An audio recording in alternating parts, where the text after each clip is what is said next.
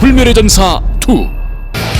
Whereas Blaze has been fielded 3 times as much, 4 times as much, 4 times. He's 1-3, which is not an impressive record. Now, I don't want to sugarcoat this, guys. I mean, this is one of the smallest Pentagon graphs we've seen in Pro League. These guys are just not the most famous players, okay? They're not the players that you expect to do well. They're not the Seeds, they're not the Bravos, they're not even the Journeys, okay? Armani does have a winning record versus Blaze. That's somewhat important, but most of those stats are from a long time ago. But, you know, keep your eyes on these guys, because we do have players where they've been floating around. I mean, like, you know, Nesty is a perfect example. This guy was a not big deal pro gamer for a long time in Brood War, okay? Like, around forever, and then eventually, you know, he came out and Starcraft 2 and became like a Bajwa. And I don't know, maybe these guys got a future like that. Maybe it starts tonight.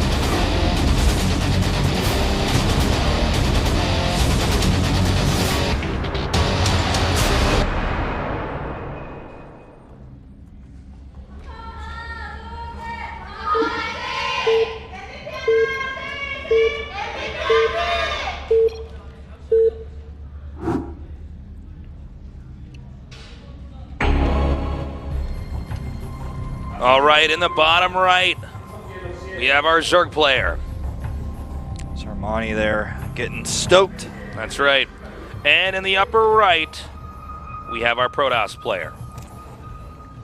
Blaze has been doing, I mean, like I was saying earlier, it's interesting to see these guys who've been on teams for a long time that didn't succeed. Now, the normal story, guys, is that you have a player, he's on a team, you haven't seen much of him, he eventually fades out. But there are many cases where you have somebody who's been on a team for a couple of years and suddenly comes out after, you know, let's say 3 or 4 years and starts to dominate. It finally clicks. They get the anxiety.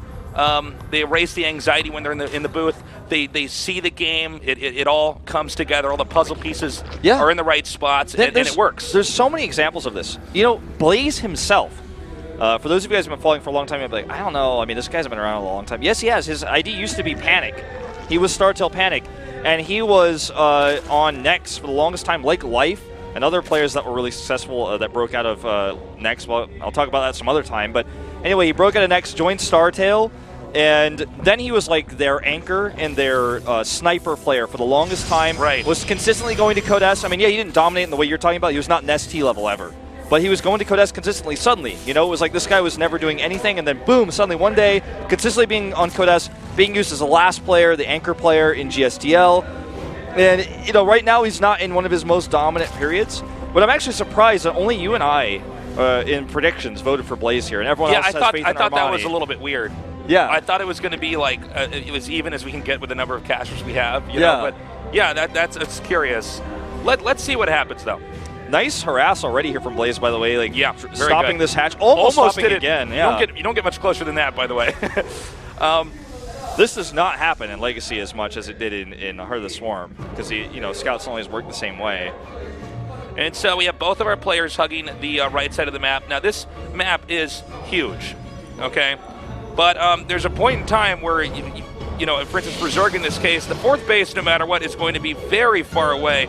Normally on maps, we would say that's a good thing for Zerg and bad for Protoss, but the distance is so large, I'm wondering if perhaps Blaze can do some kind of harassment play and make it too tough to get the 4th base. Yeah, it's a good point. Because do you see what I'm saying with how this whole map's shaped like that? I mean, there's multiple ways. Like, if he takes the base that's up above his, natural, then he can just be hit by Protoss attacks really, really easily. It's almost impossible to take it. But he takes the one to the left side. It's so far away that Adept Warp Prism, Zealot Warp Ins, that kind of thing, it just becomes so I would terrifying. hide a pylon on the bottom left side of the map. We saw that all the time in Heart of the Swarm on this very map, you know? Yeah, I mean, I would put something down there because, like, you basically, like Zerg is not going to expand to the top left, guys. That's off limits unless we get really deep into this game. That's just not going to be happening. And speaking of which, I mean, there is a probe down there. So what you're talking about is like a very likely future in this game. In fact, this might be one of the big maps where this is actually bad for Zerg. When you really look at it, and I know that like you've probably heard it say the opposite in every other big map that we have, but this map's a little bit different, okay? I mean, when you really look at it, there's basically one place I think Zerg, because like you were saying, I don't think Zerg can expand towards a Protoss here. And maybe if he's doing some very interesting play. Look at this. Zergling is going to go and check the pylon to the bottom left. Like everything we were talking about. Oh, he missed it. Likely. He missed it. Oh, yeah, you're right. Well, either he may have seen vision of it, but he didn't attack it. That's for sure. To get to the here and now, we have the Oracle coming out here. And, you know, these drones, nothing to defend here. And he's going to get one kill off. He's going to even kill a larva and going to commit to the spore crawler. He's like, there's no queens over here. I don't know about this choice. Definitely could be killing that drone. Okay. I don't know about this choice either. I think I would have sent it somewhere else. That was not very energy efficient, to say the least. Right? Yeah. I mean, it's not just that you can attack it. Okay, he does get the pylon. Yeah, he sees good it. on him. He didn't attack it right away. That's a nice thing to keep in mind, because he doesn't have to worry about that pressure we were talking about, at least not right now anymore. But wow, this has definitely been an interesting early game here. A supply block for Armani currently is going to lose another Overlord. He's having to make multiple. He also killed 2 larvae with that Oracle, and I thought that was really smart, because I mean every larva counts, especially when you're killing Overlords with Phoenixes. You know, they got to remake those. They're expensive to make, and you're using your larvae, so you can't make as many drones. We got some Lings coming down here now. He needs to get a pylon set up here. And he's going to get this base set up. The Lings are going to try to do a run in here. There is a Stalker to block between that pylon and the gateway. And I think the way Protoss wants to play is just to do pressure. Yeah. I think you just lean on the Zerg this game and keep one eye. You're going to have chameleon eyes in this one, all right? if you're going to be the Protoss, you got to have the chameleon eyes, okay? You got to have one eyeball, just keeping that pressure on the Zerg, you're pushing forward, and you got that other chameleon eyeball pointed at the bottom left side of the minimap. Yeah. Okay? And you're just looking for that base. And I think that the burden for Zerg is going to be really tough. And now, obviously, Armani is like a smart player. Okay, so he's going to do just this. He's going to be pushing forward pretty soon here. He's hiding Adepts, too. Like, he's adding 5 gateways. He's getting the glaives. But anyway, I want you to finish your thought before we talk about this more. We got to keep in mind that Armani probably knows that this is a fundamental burden for the Zerg in these positions on this map, right? Like, if he's wise enough to know how a Protoss is going to think, or see his own weaknesses and see that he wants to exploit that, he should have some kind of answer assembled to try to outlast him. He is adding a ton of drones right now, and Blaze is hiding the Adepts he has at the top of his ramp. Okay, this time he's going to finally try to commit to the Scout and force at least an overcharge here. But glaives are done. 5 more Adepts just got warped in secretly. He does not see these.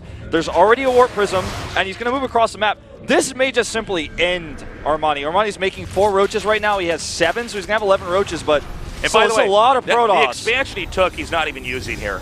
That third base. Yeah, it's just it's an empty third. There's smoke and mirrors here to make it look like he wasn't doing this build. He's coming for now. The Adepts are shading. It looks like, no, they're going to, okay, they are going to shade up the ramp. Yep, they get through here. It looks like he's not going to commit. He's just going to go back down. Now he has a concave at the bottom of the ramp, and these roaches are really going to struggle to fight. And don't forget, he has attack speed. He even has an Oracle here for some extra damage. This is huge. He's tearing up this, and he's going to shade right on top. That Armani is in a world of hurt right now. But he targeted down the Warp Prism with the Queens. Or no, he didn't. No, it's still alive. It's still alive. Okay, it's still alive. That was the Oracle. He's got the Warp Prism in over here now. Okay, well, that should just end the game, I think. He has too much. I think so. That Spore Crawler stealing the Warp Prism. Okay, he does get away. That was where my heart stopped, because if he loses that Warp Prism, this may be defendable. But with the Warp Prism still here, I don't see it. 9 roaches on the way, but way too late. Just way too late. Yeah, this is he didn't know what was coming. He just misread the situation. He played very well, and Adepts are continuing to warp in here. And this is the point where the game does begin to snowball. Roach speed wasn't even done. It's almost done, but it's just, again, too little, too late. Well, that's actually like really late when you consider the circumstances. It's not going to be done until there's no more roaches in the game anymore. And guess what, Tasteless? MVP wins this match. 3-1, they get 2 points. Props to MVP, man. This is pretty big. These guys have been working hard. They've been trying their best to improve. They've had some lackluster results before, in StarCraft at least. And this is a very special day, as it looks like Wolf, you and I were right, and the other casters were wrong. That's right, and look at Armani, so upset, but it's over. There's nothing they can change that now, and this will most likely stop Samsung from being eligible for the playoffs, and it keeps MVP's chances alive. Taking +2 score versus a team that most people would say they were the underdogs versus some really cool builds tonight. Ryung taking that win, Blaze taking that win. Those two are the sealers, okay? And Gumio is starting it all off.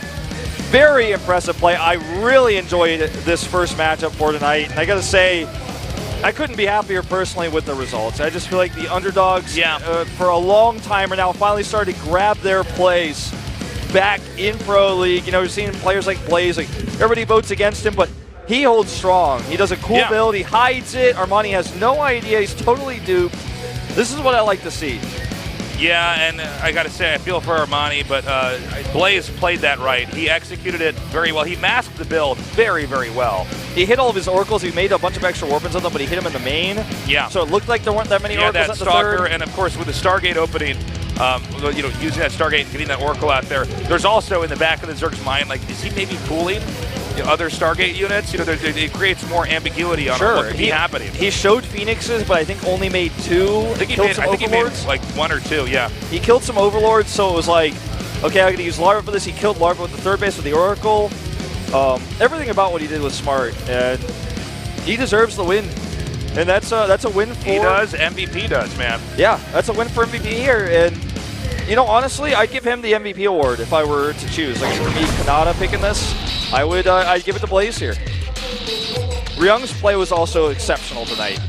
Really, really well done on the TVT. Yeah, and you know, it started out today with Gumiho definitely was solid. Journey seemed a little bit off. Yeah, sadly. And Gumiho did like a really unique build that I liked, and I hope we get to see more of. It's really interesting because we're seeing a lot of play styles over the past few months. It's really changing. People are still figuring out new tricks in Legacy, and we're having the meta shift a lot. Yeah, I'm liking it. I'm enjoying this. Well, I mean, there you have it. Deer, the only one on Samsung to take a win, and that's kind of been the story of Samsung for this entire season, is Deer's the only one consistently getting wins, and their loss versus CJ was because he took 2 losses to Hero, one in the regular match and the one in the Ace.